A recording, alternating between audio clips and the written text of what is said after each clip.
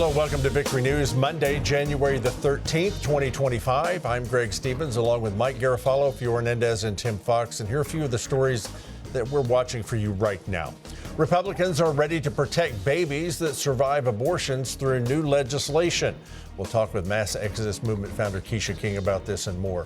And social media giant Meta is dumping its diversity, equity, and inclusion policies. So is DEI finally dead?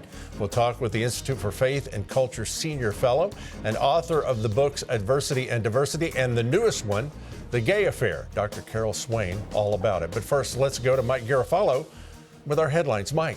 Greg, red flag fire weather warning has been extended to the middle of this week in a number of counties in Southern California, including Los Angeles and Ventura. Firefighters are entering day 6 in their battle with wildfires that have destroyed thousands of homes since last Tuesday. The death toll from the Eaton and Palisades fires currently stands at 24, but that number is expected to rise. On Sunday, L.A. County Sheriff Robert Luna gave an update on the missing persons. We have 16 missing person reports. We have 12 in Eaton and 4 in Palisades. If there's any good news, there's no juveniles that are missing within those numbers. But I know just coming here this morning, it sounds like we just got dozens and dozens more. I have to reconcile those numbers. The sheriff also disclosed 29 looters have been arrested, including one disguised as a firefighter. According to the Washington Times, more than 600 National Guard soldiers have been activated to deter the looting. AccuWeather released a preliminary estimate of damage and economic loss between $135 and $150 billion. Los Angeles Fire Chief Kristen Crowley shocked television viewers in the City of Angels in this interview on Friday with local station Fox Channel 11. Did the City of Los Angeles fail you and your department and our city? It's my job to stand up as a chief and exactly say justifiably what the fire department needs to operate to meet the demands of the community. Did they fail you? That is our job, and I tell you, that's why I'm here. So let's get us what we need so our firefighters can do their jobs. Did they fail you? Yes. Crowley was called to the office of Mayor Karen Bass after the interview with reports saying she'd be fired, but she was not. Chief Crowley was also asked about a 117 million gallon reservoir in the Pacific Palisades. Sandra Endo, one of our anchors, wants to know if the department is advised that the Santa Ynez Reservoir was going to be emptied. Were you aware that there was no water there? No, we weren't aware of that. Amazing. Crowley also spoke with CNN's Jake Tapper on Friday, saying the department lacked enough firefighters and mechanics to repair emergency vehicles. And Newsweek discovered evidence that just a few months prior to the horrific and most expensive wildfires in U.S. history, California Governor Gavin Newsom approved $101 million or more in cuts from 7 wildfire and forest resilience programs. Fox News reports the cuts included $28 million from state conservancies that expand wildfire resilience and $4 million removed from the Forest Legacy program, which encourages landowners to manage their properties. Gavin Newsom defended his actions on national television Sunday, but found the questions from NBC's Jacob Soboroff anything but softballs. Does the buck stop with you? I mean, you're governor of California. You might as well be the mayor of California. We're all in this together. We're all better off. We're all better off. We're all better off. And we're working together to take care of people. Newsom went on to say those who are pointing fingers for the poor response to the fire are trying to divide people, not unite them. Fiora. Mike, President Joe Biden's farewell address has been scheduled. It will take place this Wednesday, January 15th at 8 p.m. Eastern Time from the Oval Office. Listen to Biden back in September giving his farewell address to the United Nations General Assembly in New York, where he reflected on his decision to drop out of the presidential race. This summer, I faced a decision whether to seek a second term as president. It was a difficult decision. Being president has been the honor of my life. There's so much more I want to get done. Before his farewell to the nation, Biden will deliver a speech on foreign policy today at the State Department. And Joe Biden extended deportation protections Friday for nearly 1 million illegal immigrants living in the United States. Politico reported that temporary protected status was granted to those from El Salvador, Sudan, Ukraine, and Venezuela, just ahead of the Trump administration's expected tougher immigration stance. The protection allows individuals from those countries to renew work permits and grants certain deportation protections. The Daily Caller reported El Salvador, which received TPS in 2001, would have seen its designation end in March. But Biden cited the heavy rain and stormy weather in the region as reasons for the extension until September 2026. Democrat lawmakers had called for Biden to issue the extensions, emphasizing his final days were a, quote, critical window before Trump takes office. Mike? Your special counsel Jack Smith resigned from the Department of Justice on Friday as court battles escalate about blocking Smith's confidential Trump report. Smith's report covers Donald Trump's alleged efforts to overturn the 2020 election and his handling of classified materials. A federal judge put a hold on releasing the report due to ongoing legal issues. Smith's resignation was included in a footnote of a court filing on Saturday as Judge Aileen Cannon issued the court order blocking release of that report. The note said Smith separated from the Justice Department on January 10th, which is, of course, Friday. On Truth Social, Donald Trump sharply criticized deranged Jack, labeling him as a disgrace. Trump claimed Smith's efforts were an expensive witch hunt, destroying the lives of many people and families. With just 1 week to go until Donald Trump's second presidential inauguration, the U.S. Senate has a busy week ahead of it with a number of confirmation hearings. Tomorrow at 9:30 a.m., Defense Department nominee, former Fox News anchor and military veteran Pete Hegseth. At 10 a.m., there's a hearing for Interior Department nominee, former governor of North Dakota Doug Burgum. On Wednesday, it's Homeland Security Department nominee, South Dakota Governor Kristi Noem. That's at 9. And Attorney General nominee, former Florida AG Pam Bondi. That's going to take place at 9:30. And then at 10 a.m., it's CIA Director nominee and former Director of National Intelligence John Ratcliffe, as well as Secretary of State nominee Florida Senator Marco Rubio. On Thursday at 10 a.m., it's former New York Congressman nominated to head the EPA, Lee Zeldin. Now, 3 of the more controversial picks, Kash Patel at FBI, former Hawaii Congresswoman and Director of National Intelligence nominee Tulsi Gabbard, and Health and Human Services nominee Robert F. Kennedy Jr. have yet to be scheduled. Greg. Be an interesting week. With their new majority in Congress, Republicans will be working to protect babies that survive abortions. Life News reports Senate Majority Leader John Thune is planning to hold a procedural vote this month on the Born Alive Abortion Survivors Protection Act. The legislation calls for infants born alive after an attempted abortion to receive the same protection of law and degree of care as any newborn. Thune has a message for his Democrat colleagues. This vote will ask Democrats to answer whether a living baby born after an attempted abortion should be provided with medical care or be left to die. Missouri Congresswoman Ann Wagner sponsored the House version of the bill and said as a Catholic she is committed to getting it passed. Thune is reportedly planning the vote for January 24th to coincide with the March for Life. Joining us now is Mass Exodus Movement founder and the host of the Keisha King podcast. Keisha, welcome back to Victory News. Thanks for having me. Question here. Are you surprised Representative Ann Wagner of Missouri must offer a bill that guarantees infants born during an attempted abortion to the same protections of care for other newborn babies? It's not surprising, but it is disheartening, that we are in a place, this place in America, where we have to have bills to say, yes, you must protect the life of a child that survives an abortion. It is horrific to even think about that. That we have to have these kind of conversations, but I would rather have them than have more babies just be left on a table, as that the old Virginia governor said that we should do if a quote-unquote botched abortion happens. So I'd rather have this than have babies continue to lose their life. Okay, Vice President-elect J.D. Vance is warning Americans, he did this yesterday, that the Democrats are preparing a new narrative to attack Donald Trump's plan to deport people here illegally. Listen to this. Family separation. I think it's important. That's a euphemism. That is a dishonest term to hide behind the fact that Joe Biden has not done border enforcement. If you come into this country illegally, you need to go back home. You need to have basic law enforcement. And what the Democrats are going to do is they're going to hide behind this. They're going to say that this is all about compassion for families. All right, family separation. Keisha, let's follow the logic. If a guy is convicted of an imprisonable crime, just a regular guy, they're going to be separated from their family. He's going to be in prison. So if you break into the United States and violate our laws, should the result be different?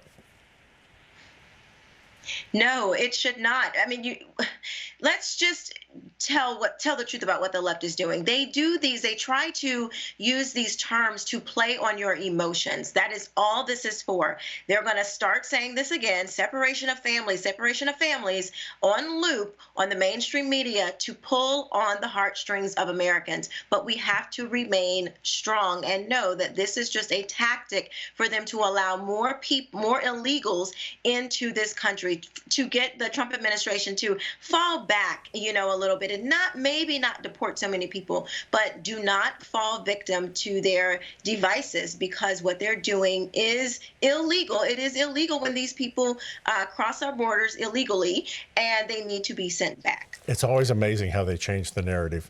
Now, the Washington Free Beacon is reporting Los Angeles Mayor Karen Bass had a memo erased from the city website from LA Fire Chief Kristen Crowley, begging the mayor and the fire commission for help. It stated staffing, deployment, and size of the LAFD has not changed since the 1960s. LA is employing firefighters at half the amount per 1,000 residents comparable to big cities.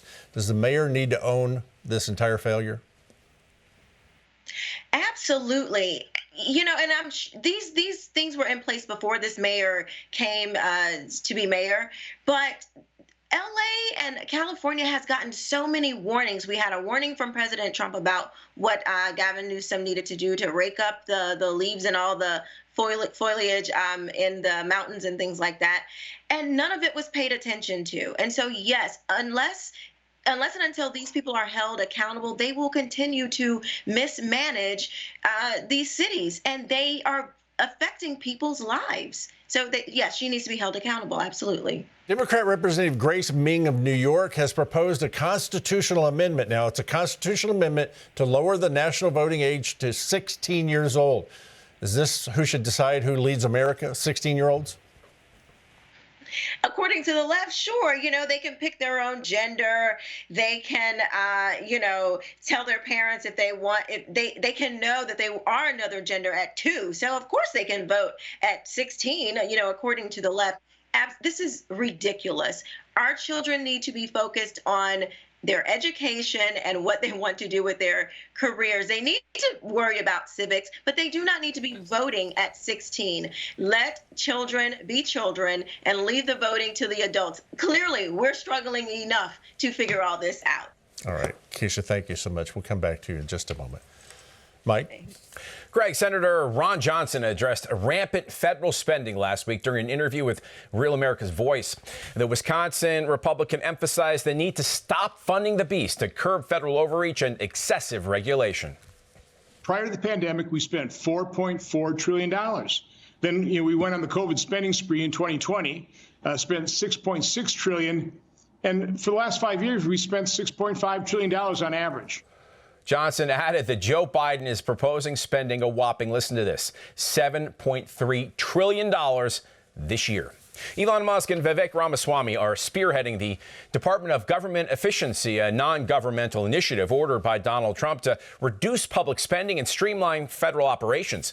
According to The Guardian, working from SpaceX's Washington, D.C. offices, DOGE has already recruited over 50 staffers, aiming for 100 by Donald Trump's inauguration next week. The team has engaged more than a dozen federal agencies, including Treasury, Homeland Security, and the IRS, to identify potential spending cuts and regulatory reductions. Musk initially set a $2 trillion savings target, but has tempered that down to about $1 trillion as more realistic. Tim. Mike, a popular marathon in Minnesota is offering hundreds of discounted tickets to DEI participants. The sold-out Grandma's Marathon in Duluth says it will offer 500 discounted tickets to the special groups, which include communities of color, athletes with disabilities, non-binary, and LGBTIQ athletes. The marathon's website says, in helping with the cost of registration, our organization hopes to open our arms to runners in those communities and to help them feel a sense of belonging within our race, our city, and our sport. Now, the event stipulates the trans-identifying runners who want to be eligible for cash prizes or age division awards must prove their testosterone has been below a certain level for a year, and in some cases longer. They must also have claimed to be a female for at least 4 years. Fior? Tim, the U.S. Supreme Court will review a lower court decision that blocked the rule from the Biden administration calling for students defrauded by their colleges to receive loan forgiveness. The borrower defense rule has reportedly been used to forgive billions of dollars of student loan debt over the last 4 years. In the past month, the Department of Education has quietly withdrew the latest proposals that would have erased debt from tens of millions of Americans. The department said it didn't have the time to push them through before the Trump administration begins. An 18-year-old Egyptian student attending Virginia's George Mason University was the latest addition to a national security vetting failure after being arrested on multiple terrorism charges in December. The Center for Immigration Studies published a report Friday revealing Abdullah Zeldin Taha Mohammed Hassan was arrested for planning a mass casualty attack at the Israeli consulate in New York City. According to the report, the would-be bomber entered the U.S. in July 2022. CIS highlighted that within weeks of entry, his social media accounts alerted the FBI to his support of ISIS. Deportation proceedings were reportedly pending when he enrolled at George Mason University. Hassan allegedly collaborated with an undercover FBI agent about the planned consulate attack. According to the Center for Immigration Studies, this latest arrest brought the vetting failure total to 50. Mike? Getting high. Now, Facebook and Instagram's parent company Meta announced Friday the termination of its diversity, equity, and inclusion policies. Just the News reported the move included hiring and training practices as well as picking suppliers, with a memo from the Human Resources Department acknowledging the DEI landscape in the United States, well, it's changing. Axios alleges Meta and other tech companies were aligning with the incoming Trump administration and pointed to the end of fact-checking efforts that occurred on January 7th. However, Mark Zuckerberg told Joe Rogan this about what it was like dealing with the Biden administration in respect to COVID. These people from the Biden administration would call up our team and scream at them and curse. And it's like these documents it's all kind of out there.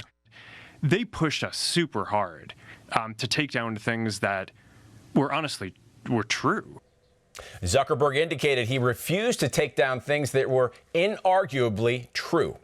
And joining us now is senior fellow at the Institute for Faith and Culture and author of The Gay Affair, Harvard, Plagiarism and the Death of Academic Integrity, Dr. Carol Swain. Welcome back to Victory News. Thank you. It's always a pleasure. Dr. Swain, so when Meta announced the termination of its diversity, equity, and inclusion policies on Friday, was this a good sign for American business or just a nod to the incoming Trump administration? Well, there seems to be a trend of companies moving away from DEI.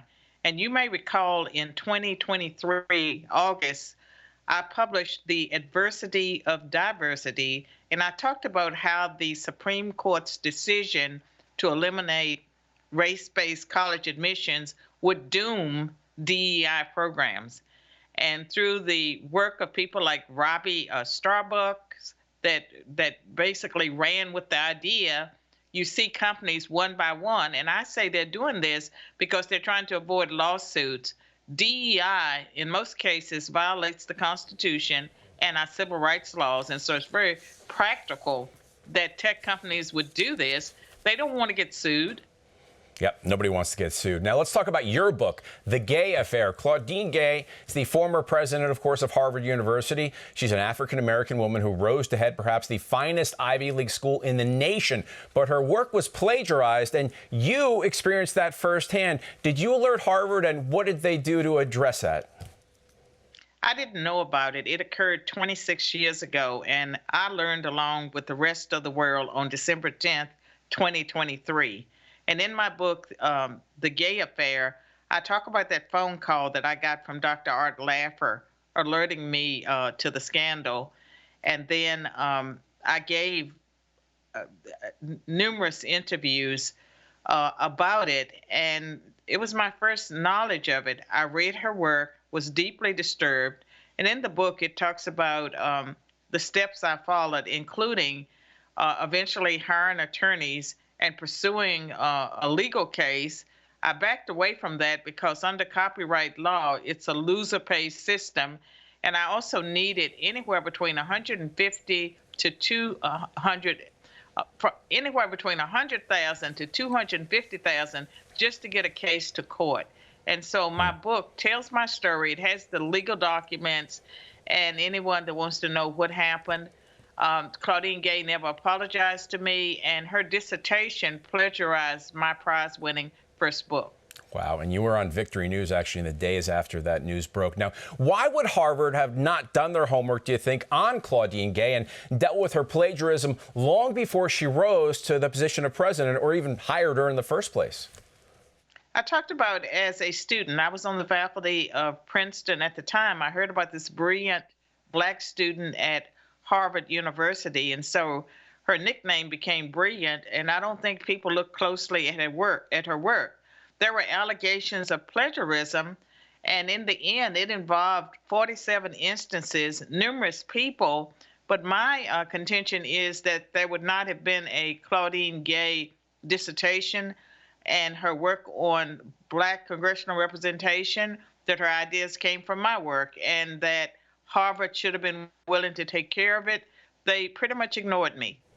So is Harvard a victim of DEI, or is it a source of DEI infecting other institutions and even corporations? I think Claudine Gay is a victim of DEI because she should never have risen to the ranks of Harvard, the Harvard presidency. And colleges and universities that have lowered standards, they are the ones that are creating this problem. And academic integrity has suffered. Colleges and universities need to get back to the business of educating people, get out of the DEI business, and I can guarantee you those institutions will not be lily white if they hold everyone to the same standard. Yeah, I think so. Well, be sure to get your own copy of The Gay Affair, Harvard, Plagiarism, and the Death of Academic Integrity wherever books are sold. And check out her take on key issues in our culture at BeTheNewsPeep.com. Dr. Swain, thank you for spending time with us. Thank you. Fior. Mike, the University of Michigan on Friday announced it ended its partnership with a Chinese university due to rising national security concerns, according to the South China Morning Post. The decision was made 3 months after the House Select Committee on China sent a letter to the University of Michigan's president. The letter charged that Shanghai Jiaotong University played a, quote, critical role in the Chinese Communist Party's military-civil fusion strategy. In October, 5 Chinese University of Michigan students, a part of the joint program, were charged with misleading authorities about their activities near a remote U.S. military site called Camp Grayling. In a statement on Friday, Michigan Republican Congressman John Molinar released a statement commending the University of Michigan for making, quote, the right decision. The congressman said more universities should follow suit. Tim?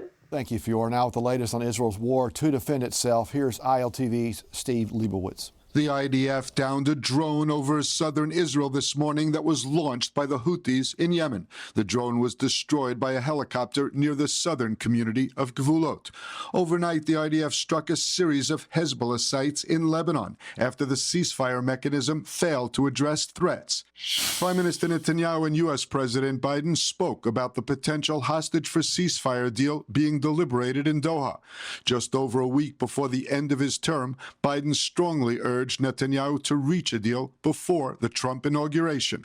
Amid an anti-terror crackdown in Judea and Samaria, IDF and police forces foiled an imminent terror attack before it was launched. 2 terrorists from the town of Kabatio were arrested in the joint operation, both affiliated with Islamic Jihad. They were arrested in a car carrying automatic weapons, vests, face masks, and a great deal of ammunition. Steve Leibowitz for ILTV and Victory News. Thank you, Steve, and thank you for continuing to join us in prayer for the peace of Jerusalem and an end to terrorism worldwide. Greg? Always be vigilant. That's what we're learning from the Israelis. Once again, let's talk with the Mass Exodus Movement founder and Victory News contributor, Keisha King. Keisha, last week you posted Joe Rogan's podcast with Christian apologist Wesley Huff on your X account. Here's a clip of him discussing how Jordan Peterson sees Christianity but misses the true message of Jesus. Here it is. And I'd love to talk to him about this. Like, how do you remedy this issue because he seems to think that the concept of Jesus as an example is more important than the actual flesh and blood first century itinerant Jewish preacher who was crucified and rose from the dead physically, which is the claim of the Gospels and the rest of the New Testament. You think people like Joe Rogan and Jordan Peterson are beginning to see the value of Christianity over secular atheism in our culture? I do. I think that they're coming around as kind of cultural Christians, but my prayer for them is that they actually embrace the risen Christ and welcome him into their hearts and become saved, and so we can welcome them into our family, because this is it's beyond time. This is eternity we're talking about, where they're going to go. I am so grateful to God for Joe Rogan talking about this and having such a brilliant man like Wesley Huff on his channel, and just the explosion of Christian content that is coming out, coming to reach the nation. So it is blessing my heart that people are getting to see, to hear the word, to hear the gospel. Yeah, so many paths are being opened. So to find out more about Keisha King and the Mass Exodus Movement, visit KeishaKing.com or MassExodusMovement.com. Always great to have you with us, and thank you for being here today, Keisha. Such a pleasure. Thank you. Well, a little bit of bittersweet news for you as we go today. The former University of Colorado football coach, who also started the Christian men's movement called the Promise Keepers, has died. In 1990, Bill McCartney, affectionately called Coach Mac, led the Colorado Buffaloes football team to their only national championship when they defeated Notre Dame in the Orange Bowl. But Coach Mac's legacy goes far beyond football. He opted to leave coaching at the height of his career to found the Promise Keepers and boldly lead countless men and boys to live for God. Listen to one of the portions of one of his messages. For his grace and power are such, none can ever ask too much. Our God is sovereign. Our God is holy. Our God is righteous. And our God is calling us. You look what Coach Deion Sanders has done in Colorado now. There's the predecessor to it. In 2016, McCartney's family announced he was battling dementia and Alzheimer's. Coach Mac remains the winningest coach in Colorado history with a record of 93, 55, and 5. But his record in winning souls continues on. While Coach McCartney has gone on to glory, there are still many men who need to know about the love of Jesus Christ. And that is what we aim to do here at Promise Keepers. Bill McCartney was 84. 877-281-6297, 877-281-6297. Phone number you can call, and a licensed prayer minister will pray with you concerning things going on in your life. We bless Coach McCartney in his memory.